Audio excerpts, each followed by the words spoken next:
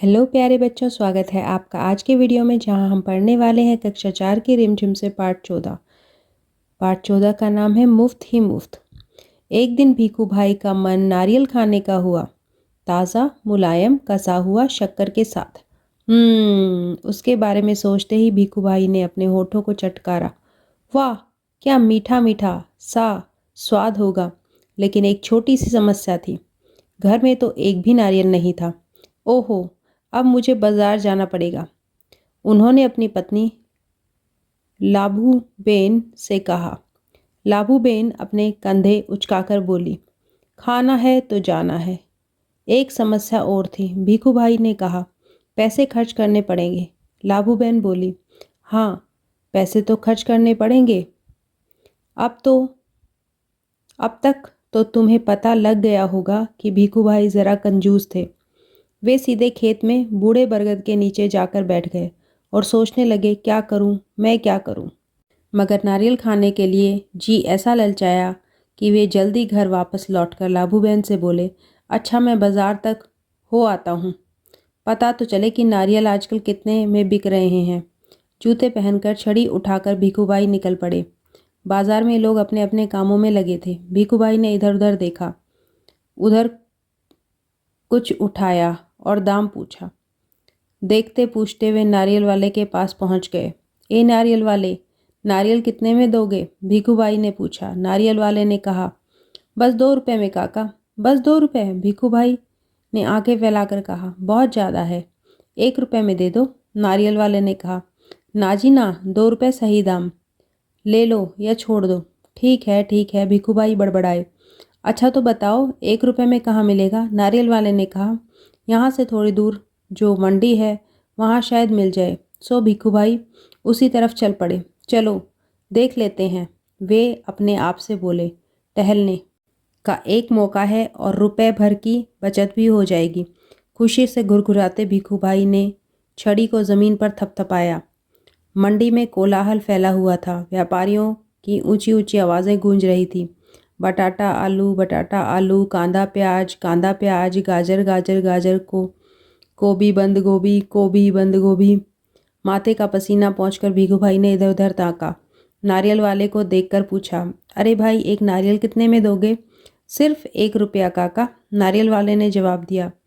जो चाहो ले जाओ जल्दी। शू छे भाई, भीखूभाई ने कहा, यह क्या, मैं इतनी दूर से आया हूँ और तुम पूरा 1 रुपया मांग रहे हो। 50 पैसे काफ़ी हैं, मैं इस नारियल को लेता हूँ और तुम यह लो, पकड़ो 50 पैसे। नारियल वाले ने झट भीखूभाई के हाथ से नारियल को छीन लिया और बोला, माफ़ करो काका, 1 रुपए या फिर कुछ नहीं। लेकिन भीखूभाई को निराश चेहरा देखकर बंदरगाह पर चले जाओ, हो सकता है वहाँ तुम्हें 50 पैसे में मिल जाए।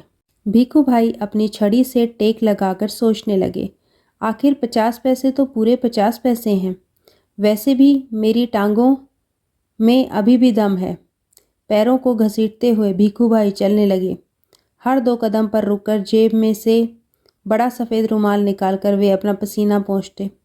सागर के किनारे एक नाव वाला बैठा था। उसके सामने 2-4 नारियल पड़े थे। अरे भाई, एक नारियल कितने में दोगे? भीखूभाई ने पूछा और कहा, ये तो काफ़ी अच्छे दिखते हैं। काका, यह कोई पूछने वाली बात है, केवल 50 पैसे। नाव वाले ने कहा, 50 पैसे? भीखूभाई मानो हैरानी से हक्के बक्के हो गए। इतनी दूर से पैदल आया हूँ, इतना थक गया हूँ और तुम कहते हो 50 पैसे? मेरी मेहनत बेकार हो गई। ना भाई ना, 50 पैसे बहुत ज़्यादा हैं, मैं तुम्हें 25 पैसे दूंगा, यह लो, रख लो। ऐसा कहते हुए भीखूभाई झुककर नारियल उठाने को ही वाले थे। नाव वाले ने कहा, नीचे रख दो, मेरे साथ कोई सौदा वोदा नहीं चलेगा। थोड़ी देर बाद उसने भीखूभाई की ओर ध्यान से देखा और ज़रा ठंडे दिमाग से बोला, सस्ते में चाहिए? नारियल के बगीचे में जाओ, वहाँ ढेर सारे नारियल मिल जाएंगे मनपसंद दामों में। माली ने जवाब दिया, जो पसंद आए ले जाओ काका, बस 25 पैसे का एक। देखो कितने बड़े बड़े हैं। हे भगवान, 25 पैसे! पूरा रास्ता पैदल आने के बाद भी जूते घिस गए, पैर थक गए और अब पैसे भी देने पड़ेंगे। मेरी बात मानो, मैं एक नारियल मुफ्त में ही दे दो। हाँ देखो मैं कितना थक गया हूँ। भीखूभाई की बात सुनकर माली ने कहा, अरे काका, मुफ्त में चाहिए ना? यह रहा पेड़ और वह रहा नारियल। पेड़ पर चढ़ जाओ और जितने चाहो तोड़ लो।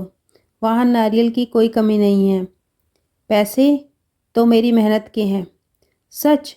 जितना चाहूँ ले लूँ। भीखूबाई तो खुशी से फूले ना समाये। मेरा यहाँ तक आना बेकार नहीं गया।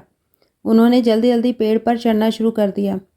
पेड़ पर चढ़ते चढ़ते भीखूबाई ने सोचा, बहुत अच्छे, मेरी तो किस्मत खुल गई। जितने नारियल चाहूँ तोड़ लूँ और पैसे भी ना दूँ। क्या बात है। भीखूबाई ऊपर पहुँचे। फिर वे टहनी और तने के बीच आराम से बैठ गए और दोनों हाथों को आगे बढ़ाने लगे सबसे बड़े नारियल को तोड़ने के लिए। जक पैर फिसल गए। भीखूबाई ने एकदम से नारियल को पकड़ लिया। उनके दोनों पैर हवा में झूलते रह गए। ओ माँ, अब मैं क्या करूँ? भीखूबाई चिल्लाते रहे। अरे भाई, मदद करो। उन्होंने नीचे खड़े माली से विनती की। माली ने कहा, वो मेरा काम नहीं काका, मैंने सिर्फ नारियल लेने की बात की थी। बाकी सब तुम्हारे और तुम्हारे नारियल के बीच का मामला है। पैसे नहीं, खरीदना नहीं, बेचना नहीं और मदद नहीं, सब कुछ मुफ्त। तभी ऊँट पर सवार एक आदमी वहाँ से गुजरा। अरे ओ भीखूबाई ज़ोर ज़ोर से बुलाने लगे। ओ ऊँट वाले, मेरे पैर वापस पेड़ पर टिका दो ना, बड़ी मेहरबानी होगी। ऊँट वाले ने सोचा, चलो मदद कर देता हूँ, मेरा क्या जाता है। ऊँट की पीठ पर खड़े होकर उसने भीखूबाई के पैरों को पकड़ लिया। ठीक उसी समय ऊँट ने हरे हरे पत्ते नजर आए। पत्ते खाने के लालच में ऊँट ने गर्दन झुकाई और अपनी जगह से हट गया। बस वह आदमी ऊँट की पीठ से फिसल गया। अपनी जान बचाने के लिए उसने भीखूबाई के पैरों को कसकर पकड़ लिया। अब दोनों क्या करते। इतने में एक घुड़सवार आया। अरे संभालो छो, पेड़ से लटके दोनों पुकारने लगे। सुनो भाई, कोई बचाओ बचाओ। घुड़सवार को देखकर भीखूबाई ने दुहाई दी। ओ मेरे भाई, मुझे पेड़ पर वापस पहुंचा दो। 1 मिनट भी नहीं लगेगा। मैं घोड़े की पीठ पर चढ़कर उनकी मदद कर देता हूँ। यह सोचकर घुड़सवार घोड़े पर उठ खड़ा हुआ।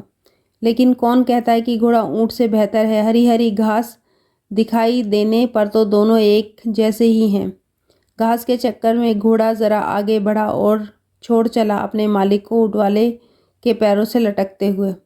1 2 और अब तीनों के तीनों झूलते रहे नारियल के पेड़ से। काका काका, कस के पकड़े रहना। हाँ, घुड़सवार ने पसीना पसीना हुए कहा। जब तक कोई बचाने वाला ना आए वहीं कहीं छोड़ न देना। मैं आपको 100 रुपये दूंगा। काका काका, अब ऊँट वाले की बारी थी। मैं आपको 200 रुपये दूंगा, लेकिन नारियल को छोड़ना नहीं। 200? 100 और 200? बाप रे बाप, 300 रुपये। भीखूभाई का सिर चकरा गया।